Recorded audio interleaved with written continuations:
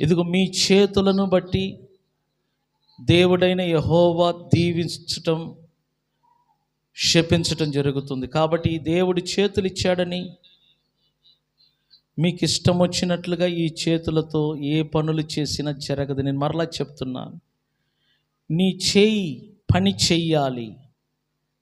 నీ చేతికి వచ్చిన ప్రతి పని లోపము లేకుండా చెయ్యి. దేవునికి భయపడు, చెడును విసర్జించు,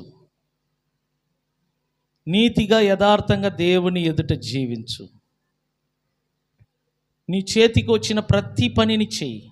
అందుకని చెడు పనులు మాత్రం వద్దు. ఈ చేతులతో నువ్వు ఏ చెడు పని చేసినా అవి శాపంగా మారుతుంది. ఈ చేతులతో ఏ మంచి పని చేసినా అది నీకు దీవెనగా మారుతుంది. మీరందరూ దీవించబడాలి. మీ ఆస్తి ఈ దేశంలోనే విస్తరించాలని దేవుడు కోరుకుంటున్నాడు.